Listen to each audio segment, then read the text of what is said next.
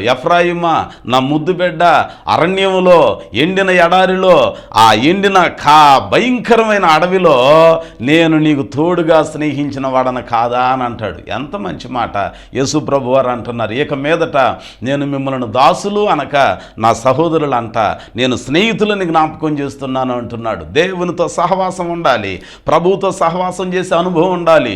హనోకు జీవితాన్ని జ్ఞాపకం చేసుకుంటే ప్రతి దినమున హనోకు దేవునితో నడవటం అలవర్చుకున్నాడు.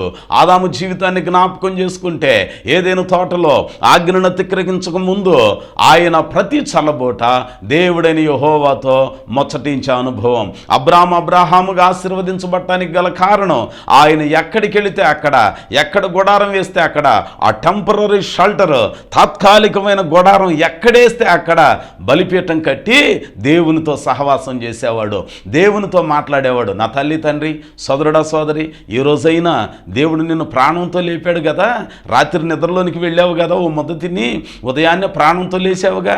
చాలామంది నిద్రపోయి అలాగనే శాశ్వత నిద్రలోనికి వెళ్ళిపోయారే. పిలిచినా పలకలేక, కదిపినా కదలలేక, లేపినా లేవలేక నిశ్చేష్టులై నిర్జీవంగా మారిపోయారే. కానీ నిన్ను దేవుడు ప్రాణంతో లేపుతున్నాడుగా, క్షేమంతో లేపుతున్నాడుగా, నీ అవయవాలన్నీ భద్రంగా కాపాడాడుగా, నీ ఇంటిల్లపాదికంటూ ఒక సురక్షతనిచ్చాడుగా, సంతోషం ఇచ్చాడుగా, సమాధానం ఇచ్చాడుగా. ఎంత చేసిన దేవునితో, నీ ఆయువుకు మూలమై ఉన్న దేవునితో, నీ క్షేమాధారమై ఉన్న దేవునితో ఏ రోజైనా సహవాసం చేస్తున్నావా? దినంలో కొద్ది సమయం ఆయనతో గడుపుతున్నావా? నువ్వు తినటానికి ఇచ్చావు, ఉండటానికి ఇచ్చావు, భద్రతనిచ్చావు, క్షేమం ఇచ్చావు, నీకు స్తోత్రం అని ఏ రోజైనా మనం చెప్పగలుగుతున్నావా? ఆ దేవునితో మనకు సహవాసం ఉండాలి. అబ్రాహాము జీవితం అబ్రహాముగా ఆశీర్వదించబడటానికి, అన్ని విషయాలలో బహుగా ఆయన ఆశీర్వదించబడటానికి గల కారణం అతడు దేవునితో సహవాసం కలిగిన వాడు. ఎక్కడ గుడారం వేస్తే అక్కడ, ఎక్కడ ఇల్లు వేస్తే అక్కడ బలిపీఠం కట్టాడు. ఆ బలిపీఠం పైన దేవునితో సహవాసం ఏర్పాటు చేసుకున్నాడు. దైవ జనాంగమా, నీ జీవితంలో, నా జీవితంలో ఈ క్షణం నుంచే నువ్వు ఏ సంఘానికి చెందినా, ఏ ప్రాంతానికి చెందినా మన జీవితాలు అభివృద్ధి పొందాలనంటే, మనం పవిత్రులుగా మార్చబడాలి అనంటే దేవునితో సహవాసాన్ని మనం ఏర్పాటు చేసుకుందాం. ఆ దేవునితో ఓ మంచి అనుబంధాన్ని మనం ఏర్పాటు చేసుకుందాం. ఆ సహవాసం మనకు మేలు చేసిద్ది. సహవాసంలో దాపరికాలు ఉండవు, సహవాసంలో హెచ్చుతగ్గులు అనేవి ఉండవు. యోనాతాను దావీదు యొక్క సహవాసాన్ని జ్ఞాపకం చేసుకున్నప్పుడు, యోనాతాను యువరాజు అయినప్పటికీ, రాజకుమారుడైనప్పటికీ, ఎక్కడో మందగాసే మందకాపరి ఆ దావీదుతో స్నేహం చేయటానికి తన హృదయం దావీదు హృదయంతో కలిసిపోయింది. పేదవాని హృదయం గొప్పవానితో కలిసిపోవటానికి ప్రయత్నం చేస్తాడు, అది వాస్తవంగా అతడు అంగీకరించలేడు. ఓ విచిత్రమైన ఆశీర్వాదకరమైన సంఘటన ఏంటనంటే, ఇక్కడ ఆ రాకుమారుని యొక్క హృదయం ఓ సామాన్యమైన దావీదు హృదయంతో కలిసిపోయింది. ఎంత గొప్ప భాగ్యం! 2018 సంవత్సరాల క్రితం మన ప్రభు అయిన యేసుక్రీస్తు వారు కూడా నరరూపధారునిగా తనకున్న మహిమను విడిచిపెట్టి, పరలోక సౌభాగ్యాన్ని విడిచిపెట్టి, నీ కొరకు, నా కొరకు, మనందరి పాపాలకు ప్రాయశ్చిత్తం చేయటం కొరకు, మనతో సహవాసం చేసి మనలను తనవలే మార్చుట కొరకు, రూపాంతరపు అనుభవానికి తీసుకురావటం కొరకు ఆయన తనను తాను శిలువ మరణానికి అప్పగించుకున్నాడు. ఈ రోజున మన జీవితంలో, మన బ్రతుకులో ఆయనతో మనం సహవాసం కలిగి ఉంటే పవిత్రులం అవుతాం. అందుకని అంటున్నాడు, దుప్పికొన్న లక్షణం అది స్వచ్ఛమైన నీటిని తాగుతుంది. రెండవది, దుప్పికొన్న లక్షణం అది పవిత్రమైంది. ఇప్పుడు మనం కూడా ఆ ఆశలన్నీ తీర్చుకోవాలనంటే దుప్పివలే మనం కూడా దేవుని స్వచ్ఛమైన వాక్యాన్ని వినేవారిగా ఉండాలి. స్వార్థను వినాలి, పాపులమని తెలుసుకోవాలి, తెలుసుకున్న పాపాన్ని ఒప్పుకొని పవిత్రతలోనికి మనం అడుగు పెట్టడానికి ఆయనతో సహవాసం కలిగిన వారిగా ఉండాలి. యోహాను పత్రిక 1వ అధ్యాయం 9వ వచనంలో అంటాడు, మన పాపములను మనం ఒప్పుకొని ఎడల ఆయన నమ్మదగిన వాడు, నీతిమంతుడు గనుక సకల దుర్నీతి నుండి మనలను పవిత్రులుగా చేయును. ఎంత మంచి మాట! దేవుని ఎదుట ఒప్పుకోగలుగుతున్నామా?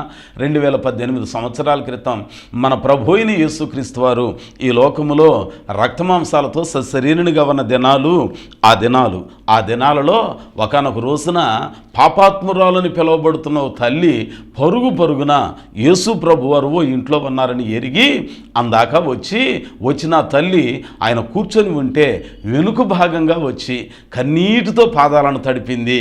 ఆ తల వెంట్రుకలతో ఆయన పాదాలను తుడుస్తుంది. ఆ తరువాత ఆయన పాదాలను ముద్దు పెట్టుకుంది, పశ్చాత్తాపడిపోతుంది, కుమిలిపోతుంది. తన పాపపు ఒప్పుకోలుని అక్కడ తేటతెల్లనగా చూపిస్తుంది. లూకా సువార్త 7వ అధ్యాయంలో 48, 49, 50 వచనాలలోనికి వచ్చేసరికి ఆయన అంటున్నాడు, నీ పాపములు క్షమించబడి ఉన్నవి, సమాధానం కలిగిన దానవై వెళ్ళు. ఎంత గొప్ప భాగ్యం! ఈ రోజున పాప క్షమాపణ పొందుకున్న వారిగా మనం ఉండాలి. అందుకు గాను మన పాపాలను మనం ఒప్పుకోవాలి. ఒప్పుకోగలుగుతున్నామా? లూకా సువార్త 19వ అధ్యాయంలో సొంకపు గుత్తదారుడు జక్కయ్య అక్రమంగా అన్యాయంగా వసూలు చేసి పెట్టుకున్నవాడే, కానీ తన మదిలో ఒక ఆలోచన వచ్చిందండి. యేసు ఎవరో చూడగోరి, ఎంత బాగుంది! యేసు ఎవరో చూడగోరి తనకున్న ఉద్యోగాన్ని, తనకున్న పనిపాటలను విడిచిపెట్టాడు. ఆయన నడివీధిలోనికి వచ్చాడండి. ఆయన మార్గం గుండా వస్తున్నాడని చెప్పి వీధిని పడ్డాడండి. ఈ రోజున దేవుని కోసమండి ఓ మంచి స్థలాలలో కూడికైతే రాగలిగిన వాళ్ళు ఉన్నారు. వీధులలో పెడితే ఈ ఏరియా మంచిది కాదండి, ఈ క్రింద కూర్చోలేమండి, ఈ స్లమ్ ఏరియానండి, ఈ వాసనకు తట్టుకోలేమనండి. ఎంత ఘోరమైన పరిస్థితులు! దేవుని వాక్యం అంటుంది, మనం యేసుని కొరకండి ఎక్కడికైనా రాగలిగిన వారిగా ఉండాలి. క్రీస్తునందు మిక్కిలి ప్రియులారా, యేసు ఎవరో చూడగోరి తనకున్న కేడరు, తనకున్న స్థితిగతులన్నీ విడిచిపెట్టి వీధిని పడ్డాడండి. యేసు ఆ త్రోవగుండా వస్తున్నాడని విని మేడి చెట్టు ఎక్కి కూర్చున్నాడు. ప్రభువారు పిలిచారుగా, పిలవగానే దిగాడుగా. దిగిన ఆయనతో సహవాసం చేస్తూ అడుగులేస్తూ నడుస్తున్నాడు. పశ్చాత్తాపం మొదలైంది. అంటున్నాడయ్యా, నా ఆస్తిలో సగం అమ్మి బేదలకి ఇచ్చేస్తా. ఇంటి దాకా వెళ్ళాడు, ఇంటిలోనికి వెళ్ళాడు, ఆయన పెట్టిన ఆతిథ్యం స్వీకరిస్తున్నాడు. ప్రక్కనే నిలవబడ్డాడు. అంటున్నాడు, మిగిలిన సగంలో ఎవని యొద్దనైతే అన్యాయంగా ₹1 తీసుకున్నానో దానికి ₹4 కలిపి 5 అంతలు తిరిగి ఇచ్చేస్తానయ్యా అన్నాడు. సంపూర్ణంగా ఒప్పుకున్నాడు. ధర్మశాస్త్ర పద్ధతి ప్రకారం ₹1 తీసుకుంటే దానికి ప్రాయశ్చిత్తం కలగాలనంటే 4 కలిపి మొత్తం 5 ఇస్తే ప్రాయశ్చిత్తం కలిగిద్ది. ఒప్పుకోలు సంపూర్ణంగా ఒప్పుకున్నాడు. ఎప్పుడైతే ఒప్పుకున్నాడో అప్పుడు ప్రభువారు చెప్తున్నాడు లూకా సువార్త 19వ అధ్యాయం 10వ వచనంలో, ఇతడును అబ్రహాము కుమారుడే, నేడు ఈ ఇంటికి రక్షణ వచ్చింది. నేడు ఈ ఇంటికి రక్షణ వచ్చింది. ఈ ఇంటికి క్షేమం వచ్చింది. అంతకుముందు క్షేమం లేదు, ఒప్పుకోలు తర్వాత క్షేమం వచ్చింది. అంతకుముందు పవిత్రత లేదు, ఈ రోజున పవిత్రుల గుంపులో చేర్చబడ్డాడు. దైవ జనాంగమా, ఇదేనా ఈ మాటలు ఆలకిస్తున్న నీ జీవితంలో ఎక్కడ అన్యాయంగా అక్రమంగా దోచుకున్నావో, ఎవరిది నువ్వు అన్యాయంగా అక్రమంగా కలుపుకున్నావో, నీకున్న బలాన్ని బట్టో, నీకున్న ధనాన్ని బట్టో, నీకున్న బలగాన్ని బట్టో, అయ్యో దేవుని వాక్యం అంటుంది, బలత్కారులు దేవుని రాజ్యానికి వారసులు అవ్వటం జరిగేది కాదు. ఎంత బ్రతికి ఇంటి అనగా చచ్చినట్లుగా దేవుని రాజ్యానికి మనం వారసులం కాకపోతే, మన ఆత్మ నరకపు అగ్నిగుండానికి పోతే అయ్యో అక్కడ అగ్ని ఆరదు కదా, అందులో వేయబడిన ఆత్మ చావదు కదా. దేవుడు నిన్ను నన్ను ప్రేమించి 2018 సంవత్సరాల క్రితం నీ క్షేమం కోసం, నువ్వు పరలోకంలో చోటు చేసుకోవటం కోసం, నీవు అనుకునే భాషలో, నీ పదజాలంలో ఆ స్వర్గం అనే కైలాసం అనే స్వర్గంలో నీవు చోటు చేసుకోవటం కోసం 1 కొరడా దెబ్బలు తిన్నాడండి. సూదంటి రాళ్ళు పైన తడబడు అడుగుల చేత మోయలేని సిలువ మోయిచు యెరూషలేము నడివీధుల అవమానానికి, భయంకరమైన పలు శ్రమలకు అప్పగించబడ్డాడండి. వీపంతా బీడు భూమిలో క్రొత్త నాగలేసి దున్నితే ఎలాగున బద్దలుగా పగిలిపోతుందో అలాగున పగిలిపోయింది. దేహం అంతా నుజ్జు అయిపోయిందండి. శరీరం అంతా చితికిపోయిన పరిస్థితులండి. భయంకరమైన వేదనండి. మాటలాడలేని పరిస్థితులండి. గడ్డం పెరికారు, జుట్టు పెరికారు, మోమును ఉమ్మి వేశారు, పిడిగుద్దులు గుద్దారు, అవమానపరిచారు. యేసయ్యా ఎందుకు నీవు మౌనం వహించావనంటే, నీకోసం, నా కోసం, మన కోసం, నీకోసం, నా కోసం అనే మనలో ఆస్తికులు ఉన్నారు, నాస్తికులు ఉన్నారు, క్రైస్తవులు ఉన్నారు, క్రైస్తవేతరులు ఉన్నారు. నీవు అంగీకరించకపోయినా లోక కళ్యాణార్థమై సర్వలోక నివాసుల యొక్క పాపం కొరకు ఆయన సిలువలో ప్రాణం పెట్టిన దేవుడండి. ఈ రోజున దేవుడు నిన్ను జ్ఞాపకం చేస్తూ అంటున్నాడు, ఇదిగో ఇదే మిక్కిలి అనుకూలమైన సమయం, నేడే రక్షణ దినం, కృపాకాలం గనుక కృపగలిగిన దేవుడు జాలి చేత తన హస్తాలను చాపడుగుతున్నాడు. ఎంతవరకు మనం చేసిన బ్రతుకు, మనం జీవించిన జీవితం ఏదో జీవించాం. గత నీ ఆత్మకు విమోచన కావాలనంటే, నీకంటూ నెమ్మది కావాలనంటే, నీ కన్నీళ్లు సంతోషంగా, నీ దుఃఖం ఆనందంగా సంతోషంగా మార్చబడాలి అనంటే ఆయన దగ్గరికి వద్దాం. వచ్చిన మనం స్వచ్ఛమైన ఇలాంటి వాక్యం విన్న మనం పాపాలను ఒప్పుకున్న వాటిని విడిచిపెడదాం. అందుకని ఆయన అంటున్నాడు, మన పాపములను మనం ఒప్పుకుంటే నమ్మదగిన వాడు నీతిమంతుడు గనుక సకల దుర్నీతి నుండి మనలను పవిత్రులుగా చేయును. ఈ రోజున మనమందరం అలాగున ఆయన ఆలయంలోనికి, మందిరంలోనికి, సంఘంలోనికి వస్తూ ఉండేవాళ్ళుగా కాక వచ్చిన మనం స్వచ్ఛమైన వాక్యానికి చోటిచ్చేవారిగా ఉందుముగాక. అలాగునున్న మనం ఆ సిలువ వేయబడిన యేసుక్రీస్తు వారి యొక్క సిలువ త్యాగాన్ని, యవ్వన ప్రాయములో యవ్వన రక్తాన్ని, కడసారి రక్తపు బొట్టు వరకు నీ కొరకు నా కొరకు కార్చిన యేసుని సిలువ త్యాగాన్ని గమనించి మన పాపాలను మనం ఆయన ఎదుట ఒప్పుకొని పవిత్రులుగా మార్చబడదుముగాక. వాక్యంలో జ్ఞాపకం చేస్తూ ఉన్నాడు. ఇప్పుడు ఆ స్వచ్ఛమైన నీరు దుప్పి దాగినట్లుగా స్వచ్ఛమైన సువార్తను వినాలి. విన్నా మనం ఆయనతో సహవాసం కలిగి పాపములు ఒప్పుకొని విడిచిపెట్టి బాప్తిస్మం ద్వారా పవిత్రులమయ్యి సంఘంలో చేర్చబడాలి. మూడవది, దుప్పికొన్న ఇంకొక లక్షణం ఏంటనంటే సామెతల గ్రంథంలో 5వ అధ్యాయంలో 19వ వచనంలో ఓ శ్రేష్టమైన మాట అందు జ్ఞాపకం చేస్తూ ఉంటాడు. ఆమె అతి ప్రియమైన లేడీ, అందమైన దుప్పి. ఈ దుప్పి, ఈ లేడీ లేకపోతే జింక అందరూ ఇష్టపడతారు, అందరికి ప్రియమైందే. ఈ దుప్పిని అందరూ ఇష్టపడి కోరుకుంటారు. అందుకనే ఇప్పుడు ఆయన జ్ఞాపకం చేస్తూ అంటున్నాడు, సంఘంలోనికి మనం వచ్చి బాప్తిస్మం ద్వారా పరిశుద్ధుల గుంపులో చేర్చబడి పవిత్రులమయ్యి ఆయనతో సహవాసం కలిగిన మనం ఎట్లాగున ఉండాలనంటే అందమైన వారిగా ఉండాలి, ప్రియమైన వారిగా ఉండాలి. అందుకని ఎఫెసీ సంఘానికి ఉత్తరం రాస్తూ 5వ అధ్యాయంలో అంటాడు, కాగా మీరు ప్రియులైన పిల్లల వలె క్రీస్తు యేసునకు పరిమళ వాసనగా మీ జీవితాలను కట్టుకోనండి అని అంటాడు. మనం ఎట్లాగనుంటున్నాం? కొంతమంది మారు మనసు పొందుతారు, బాప్తిస్మం పొందుతారు, సంఘంలోనే ఉంటారు, వాళ్ళు మానుకోరు, వాళ్ళు ఎక్కడికి పోరు. సేవకునికి నెమ్మది ఉన్నయ్యరు, సంఘంలో ఉన్న తోటి విశ్వాసికి నెమ్మదిని ఉండనేరు. దయచేసి వినండి, అన్నిదా భావించొద్దు. వాక్యంలో ఉన్న ఒక మాట మీకు జ్ఞాపకం చేస్తున్నా. నువ్వు వెళుతున్న సంఘంలో నీ ద్వారా సేవకునికి సంతోషం కలుగుతుందా? నీ ద్వారా తోటి విశ్వాసికి సంతోషం కలుగుతుందా? నీ ద్వారా ఇరుగు పొరుగు వాళ్ళకి సంతోషం కలుగుతుందా? దయచేసి అర్థం చేసుకోనండి. వాక్యం జ్ఞాపకం చేస్తున్న పద్ధతి, మన ద్వారా సేవకుడు సంతోషించాలి. నీ ద్వారా, నీ కుటుంబం ద్వారా సేవకుని కుటుంబానికి ఆనందం కలగాలి, సేవకుని కుటుంబానికి దుఃఖం కలగకూడదు, సేవకుని కుటుంబానికి వేదన కలగకూడదు. అంతేకాదు అన్నా, నీ ద్వారా సంఘంలో ఉన్న తోటి విశ్వాసులకు కూడా సంతోషం కలగాలి. క్రొత్త నిబంధనలో ఉన్న సౌలు, బెన్యామీను గోత్రికుడై ఉన్న సౌలు భయంకరమైన హింసకుడుగా క్రైస్తవ సంఘాన్ని హింసించాడండి. ధర్మశాస్త్రాన్ని గమనీయులు పాదాల దగ్గర ఆవపాసను పట్టిన వ్యక్తి, అణువణువు క్షుణ్ణంగా ఎరిగిన వ్యక్తి. అలాంటి వ్యక్తి, నిష్ఠాగరిష్ట కలిగిన భక్తి కలిగిన వ్యక్తి యేసునికి ప్రార్థన చేసేవాళ్ళని హింసించాడా, హత్య చేశాడా, బెదిరించాడా?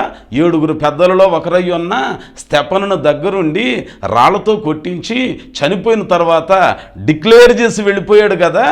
అంత కఠినాత్ముడే అండి. కానీ ఆ సౌలు వస్తుంటే అనేక మంది అనుకున్నారు, అమ్మో ఎంత కఠినాత్ముడో, ఎంత హింసకుడో, ఈడు పోయితే బాగుండు అనుకునే పరిస్థితులు ఆ దినాలలో అనేక మందికి ఉన్నాయి. మామూలు ప్రార్థన వాళ్ళకి కాదు, మిగిలిన వాళ్ళకి.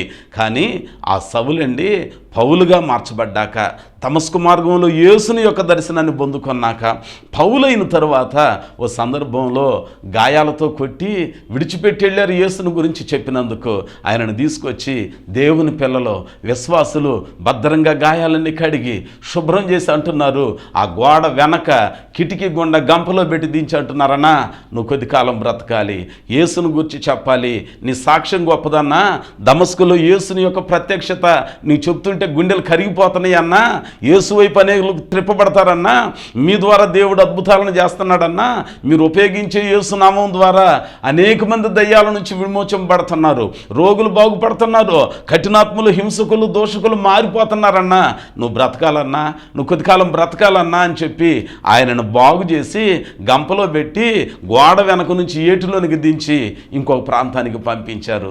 అదండి సంఘం. సేవకుని కుటుంబాన్ని, సేవకుని బ్రతుకుని కడుపులో పెట్టి చూసుకోగలుగుతున్నామా? యోనా గ్రంథంలో జ్ఞాపకం చేసుకుంటే ఆ చాపండి యెహోవా ఆజ్ఞ ఇవ్వగా ఆ గొప్ప మత్యం 3 దినాలు సేవకుని కడుపులో దాచిపెట్టింది. కడుపులో దాచిపెడుతున్నావా? కడుపు కోతగా మిగిలిపోయావా? ఎలాగునుంది నీ జీవితం? ఎలాగునుంది నీ బ్రతుకు? ఈరోజున ఒక్క మాట జ్ఞాపకం చేస్తున్నా, నీ సంఘం ఏదైనా, నీ సహవాసం ఏదైనా, నీ ద్వారా దైవ సేవకునికి సంతోషం కలగాలి, దైవ సేవకునికి ఆనందం కలగాలి. దేవుని జనాంగమా, బైబిల్ గ్రంథం అదే అంటుంది. దుప్పి ప్రియమైనది, అందమైనది, లేడి అందమైనది. మన తీరుతెన్నులు, మన ప్రవర్తన, మన మాట శైలి, సంఘంలో చేర్చబడ్డాములే, మేము బాప్తిసం తీసుకున్నాములే, మాకు ఒక పరలోకానికి టికెట్ వచ్చిందిలే అని చెప్పి విర్రవిగితే దేవుని రాజ్యంలో చోట్లేదు. కానీ కాస్తంత మనల్ని మనం సరిచేసుకోవాలి, మనల్ని మనం దిద్దుకోవాలి. సమూయేలు దగ్గర సౌలు ఆ రాత్రి అంతా అణిగి మణిగి ఉన్నాడు. నీవు ఈ రోజు నుండి నాతో కలిసి నివాసం చెయ్యి, నాతో కలిసి విందులో పాల్గొను, దేవుడు నీకు చెప్పమన్నదంతా రేపు చెప్తా అన్నాడు. అక్కడ నిలిచిపోయాడు. సమూయేలు గ్రంథం మొదటి గ్రంథం 9-10 అధ్యాయాలలో చూస్తే ఆ సౌలు సమూయేలు దగ్గర నిలిచిపోయాడు. ఉదయాన్నే దేవుడు సమూయేలు ద్వారా సౌలుకి కొన్ని సూచనలు ఇచ్చాడు. తైలాభిషేకం దక్కింది, ప్రవచించే భాగ్యం దక్కింది, రాజభోగం దక్కిందండి. ఇశ్రాయేలీలకు మొదటి రాజు అయ్యాడండి. రాహాబు ఆమె వేసే, కానీ దేవుని సేవకులతో సహవాసం చేసిందిగా, మిద్దె మీద దాచిపెట్టింది, దాచిపెట్టిన వారితో మాట్లాడింది, వారు చెప్పే దేవుని మాటలు విన్నది, ఏమికి ఎరిగిన దేవుని మాటలను గురించిన సాక్ష్యం ఇచ్చింది. ఈ సహవాసం ఆ తల్లికి ఇచ్చిన గొప్ప భాగ్యం ఏంటన్నానంటే, ఆ యెరికో పట్టణంలో ఏ పాపం ఎరగని నీతిమంతులు అనేకులు ఉన్నారు, వారందరూ లయమైపోయారు. కానీ వేసి అయినప్పటికీ ఒప్పుకోలున్నదే, ఆ దేవుని పిల్లలతో సేవకులతో సహవాసం ఉన్నదే, ఆ సహవాసంలో ఒక తీర్మానం ఉన్నదే, ఆ తీర్మానం సహవాసం నాశన కూపంలో నాశనం కాకుండా తల్లిని రక్షించింది. ఈరోజు నువ్వు ఎంత ఘోర పాపివైనా కావచ్చు, నలుగురు నీ అంత పాపులు లేరు అనుకుంటున్నారేమో, నీ అంత చెడిపోయిన వాళ్ళు లేరు అనుకుంటున్నారేమో, భయంకరమైన నేరస్థాపన నీ మీద చేసుకుంటున్నారేమో, చాటునా మాటునా. ధైర్యం తెచ్చుకో.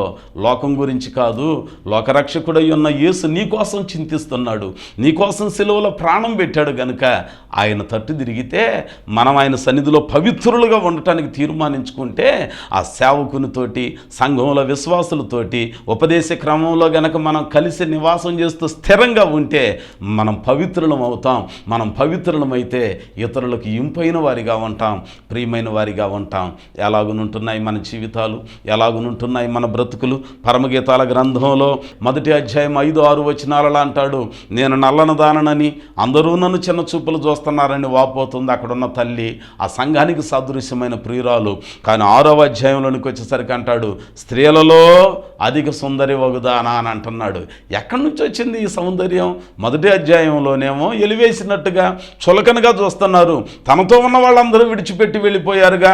ఇంత సౌందర్యం ఎక్కడి నుంచి వచ్చిందని అంటే 2వ అధ్యాయము 13-14 వచనాలలో చూస్తే అంటున్నాడు, బండ సందులలో ఎగురు నా పావురమా, పెటుబిటులను ఆశ్రయించు నా పావురమా, ఇదిగో నీ ముఖం మనోహరం, నీ స్వరం మధురం. అమ్మా, ఎలాగున మధురమైన స్వరం వచ్చింది, ఎలాగున నీ ముఖం మనోహరంగా మారిపోయింది అనంటే, బండ సందులలో క్రీస్తు శిలువ శ్రమలను గుర్తు చేసుకొని యేసయ్య పొందిన గాయాలను ఆశ్రయించితే, శిలువ త్యాగాన్ని ఆశ్రయించుకొని ఆయనను అత్తుకుంటే మనకు పరివర్తన కలుగుతుంది. సంసోను ఏతాము బండ సందులో దాగి ఉన్నాడు. అయ్యో, బండ సందులో నుంచి వచ్చినప్పుడు తనను కట్టిన కట్లు తుత్తునీలుగా తెగిపోయాయి. 1000 మందిని పచ్చి గాడిద దౌడు ఎముకతో చంపాడండి, 1000 మందిని కూల్చాడండి. ఆ ఏతాము బండ సందులో ఒదిగాడు, దేవునితో సహవాసం చేశాడు, 1000 మందిని చంపగలిగిన అభిషేకాన్ని ఇచ్చాడు. ప్రియులారా, మోషే భక్తుని జీవితాన్ని జ్ఞాపకం చేసుకుంటే 40 రాత్రులు 40 పగళ్ళు సినాయి కొండపైన, హోరేబు పర్వతం పైన రాత్రింబగళ్ళు దేవునితో సహవాసం చేశాడు. లోకానికి దూరం అయ్యాడు, లోకస్తులకు దూరం అయ్యాడు, లోకంలో ఉన్న అనుభవాలన్నిటికీ ఎడమైపోయాడు. దేవుడే దేవుడు, దేవునితో మోషే భక్తుడు, మోషేతో దేవుని భక్తుడండి. 40 రాత్రుల్లో 40 పగళ్ళు తాను కొండ దిగి వస్తూ ఉంటే ఆయన ముఖమును చూడవేరచరి. ఏది ఆ వెలుగు, ఏది ఆ ప్రత్యేకత, ఏది ఆ ముఖాలలో సౌందర్యం? ఈరోజున వాక్యం అదే అంటుంది. దుప్పికొన్న శ్రేష్టమైన లక్షణం అది అందమైనది, ప్రియమైనది. మనం అందమైన వారిగా ఉండాలి. మన ముఖరూపం, మన సౌందర్యం మెరుగుపరచబడాలి అని అంటే ఆయనను ఆశ్రయించాలి. శిలువ శ్రమలు పొందిన యేసుని గాయాలకు మూలమైన త్యాగాన్ని ఎరిగి ఆయనను హత్తుకోవాలి, ఆయనతో నడవాలి. అందుకని పరమగీతాల గ్రంథం 7వ అధ్యాయం 1వ వచనంలో అంటాడు, రాజకుమార పుత్రిక రాజభోగంతో దీవించాడు. ఎంత గొప్ప రూపాంతరపు అనుభవం. కొన్నిసార్లు మనం ఈ లోక సంబంధమైన అందాన్ని, సౌందర్యాన్ని ప్రియమైనదిగా ఉంచడం దేవుడు ఎరుగు, కానీ కొన్ని ఇబ్బందులు వస్తాయి. వాక్యంలో అంటున్నాడు, దుప్పి అందమైంది, అది ప్రియమైనది. నేను చెప్పే రంగు భౌతికమైన శరీర సంబంధమైనది కాదు. నువ్వు నల్లగా ఉండొచ్చు, ముక్కు ముఖం ఎలాగైనా ఉండొచ్చు, నీ హైట్ అయినా వెయిట్ అయినా అది ఎట్లాగనైనా ఉండొచ్చు. నేను చెప్పేది ఆధ్యాత్మికమైన సౌందర్యం, ఆత్మ సంబంధమైన సౌందర్యం. మన తీరుతెన్నులు ఉన్నాయే, మన గుణగణాలు ఉన్నాయే, మన మాట శైలి ఉందే, అది అందంగా కనపడాలి. ఆ తీరుతెన్నుల ద్వారా అనేకులు మనలను హత్తుకునేటట్లుగా చూసుకోవాలి. సంఘంలో ఉంటున్నాము అని అంటే ఉంటున్నాము అనేది కాదు, కానీ మనం దుప్పిక వల్లే అందమైన వారిగా, అందును బట్టి అనేకులకు ప్రియమైన వారిగా మనం ముందుముగాక. బైబిల్ గ్రంథంలో జ్ఞాపకం చేసుకుంటే దుప్పికొన్న సుగుణాలు, స్వచ్ఛమైన నీరు తాగుతుంది, 2వది పవిత్రమైంది, 3వది అందమైంది, అనేకులకు ప్రియమైంది. 4వ సమూయేలు గ్రంథం 2వ గ్రంథము 2వ అధ్యాయము 18వ వచనం, ఆ సెరూయా 3 కుమారులకు యోవాబును, అబీషయును, ఆశాహేలును అచ్చట నుండిరి. ఆశాహేలు అడవి లేడి అంతా తేలికగా పరుగెత్తగలవాడు. ప్రియులారా, లేడికొన్న ఇంకొక సుగుణం. లోకంలో కూడా ఒక నానుడు, ఓ మాట ఉంది, లేడికి లేచిందే పరుగు, లేడి పరుగెత్తటానికి ముంగుర్తు. ఈ రోజున సంఘంలోనికి వచ్చిన మనం దుప్పివలే స్వచ్ఛమైన వాక్యానికి చోటేవాలి. పాపాలు ఒప్పుకొని విడిచిపెట్టి దుప్పి పవిత్రమైంది అయినట్టుగా మనం కూడా పరిశుద్ధుల గుంపులో చేర్చబడాలి. చేర్చబడిన మనం అది అందమైంది, అనేకులకు ప్రియమైంది అలాగనే మన తీరుతెన్నులు, మన పరిస్థితులు సేవకునికి, సంఘానికి, సంఘంలోని ప్రతి ఒక్కరికి, సమసమాజానికి ప్రియమైనవిగా, ఆధ్యాత్మిక అందమైనవిగా ఏర్పాటు చేసుకోవాలి. అలాగునుంటున్న మనం ఎక్కడ వేసాం గొంగళ్ళు అని అంటే అదిగో అక్కడే అన్నట్టుగాక భక్తి జీవితంలో, సేవా జీవితంలో, స్వార్థ వ్యాపకంలో పరుగెత్తేవారిగా ఉండాలి. కొంతమంది ఉంటారు, మా పని ఏంటన్నానంటే వచ్చామా, విన్నామా, కానుకేసామా, వెళ్ళామా, అది కాదు. వాక్యంలో అంటాడు, సమరయ స్త్రీ యోహాను సువార్త 4వ అధ్యాయంలో చూస్తే ఆమె వచ్చిన తల్లి ప్రభువారితో మాట్లాడింది, ప్రభువారు ఆమెతో మాట్లాడారు, ఆమె బ్రతుకు బట్టబయలైంది, కొండ అక్కడ విడిచిపెట్టింది, ఊర్లోనికి వెళ్ళింది. ఊరిలో వాళ్ళందరికీ నేను చేసినవన్నీ నాతో చెప్పినవాని నేను చూచితిని, రండి ప్రేరేపించింది, సాక్ష్యం ఇచ్చింది, ప్రేరేపించింది. వచ్చారు, ఊరంతా యేసును వద్దకు వచ్చారు. ఆ ఊరంతా యేసునకు సొంతమైంది. దైవ జనాంగమా, మనం రాగలుగుతున్నావా? మనం వచ్చి యేసును అనేక ప్రాంతాలకి పరిచయం చేయగలుగుతున్నావా? సేవకుడు పలు ప్రాంతాలలో సువార్తను అందిస్తూ ఉంటే ఇంకా అనేక మంది మారని వారు మారాలని, నశించుచున్న ఆత్మలు రక్షింపబడాలని చెప్పి, ఎరగని వారికి యేసును గురించి పరిచయం చేయాలని చెప్పి నిద్రాహారాలు మాని అనేక ప్రాంతాలకు తిరుగుతూ ఉంటే, నువ్వు వీళ్ళు కానుకల కోసం తిరుగుతున్నారు, చందాల కోసం తిరుగుతున్నారు, సంఘాల సంఖ్య పెంచుకోవటానికి తిరుగుతున్నాడని చెప్పి కాని మాటలు మాట్లాడి దేవుని పనికి ఎడమవుతున్నావా? దేవుని పనికి దూరం అవుతున్నావా? వద్దు, అది మనకు మేలు కాదు. సేవకునితో మనము కలుద్దాం, సేవకునితో మనం ఏకీభవించుదాం, సంఘ పరిచర్యలో స్వార్థ వ్యాపకానికి మనం వెళదాం. ఆదివారం ఏదైనా ఒక స్థలంలో సేవకుడు సువార్తను ప్రకటించడానికి వెళితే నా వంతు నేను సేవకు వస్తా, నేను ఒక పాట ద్వారా సువార్తను ప్రకటిస్తా, నాకు తెలిసిన పరిచర్య ఈ మైక్ సెట్ ఏర్పాటు చేయడం ద్వారా పరిచర్య చేస్తా, వాయిద్యాలు వాయించడం ద్వారా నా వంతు నేను సేవలో ఉపయోగపడతా, ఇదిగో నేను ఇలాగున చాపలేయటం ద్వారా ఉపయోగపడతా, లేకపోతే ఈ పని చేయటం ద్వారా ఉపయోగపడతా. చేయగలుగుతున్నామా? సేవలో పరిగెత్తగలుగుతున్నామా? ప్రభు పనిలో పరిగెత్తగలుగుతున్నామా? ప్రార్థనలో పరిగెత్తగలుగుతున్నామా? దేవుని పరిచర్యకి ఇచ్చే విషయంలో చరవేగంగా మనం పరిగెత్తగలుగుతున్నామా?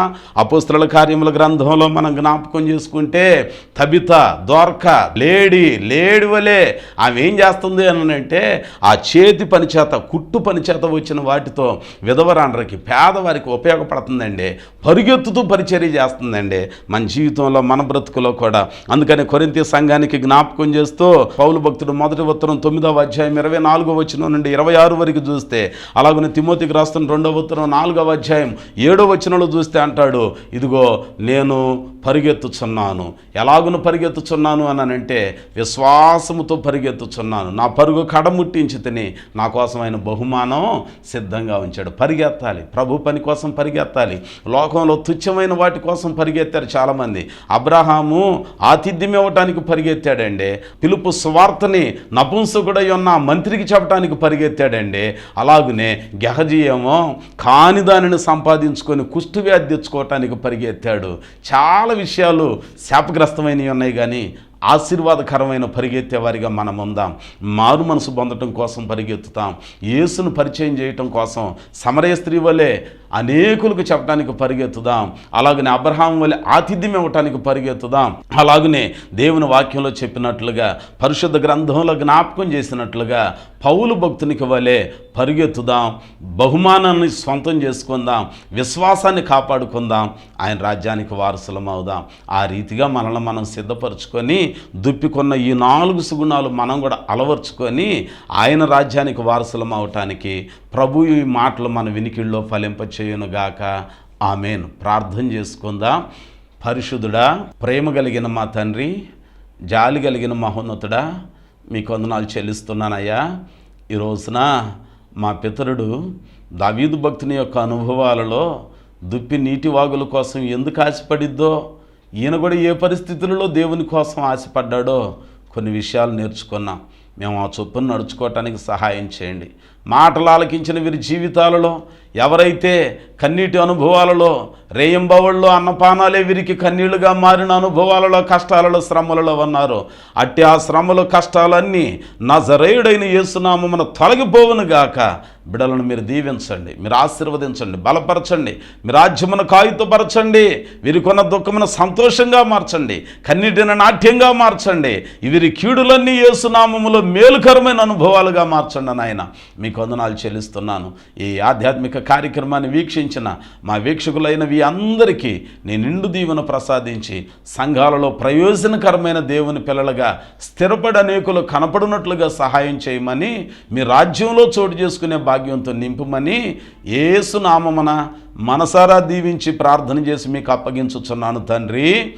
ఆమేన్. మన పరమ తండ్రి అయ్యున్న దేవుని ప్రేమ, కుమారుడు నిజరక్షకుడు అయ్యున్న యేసుక్రీస్తు వారి కృప, పరిశుద్ధాత్మ దేవుని యొక్క అన్యోన్యమైన నిత్య సహవాసం కూడి ఉన్న మనకి, సకల భూలోక పరిశుద్ధులకు, విమోచన స్వరం అనే ఆధ్యాత్మిక కార్యక్రమం వీక్షించిన వీక్షకులందరికీ ఇప్పుడు ఎల్లప్పుడూ సదాకాలం తోడయ్యుండి తన కృపలో వర్ధిల్ల చేయునుగాక.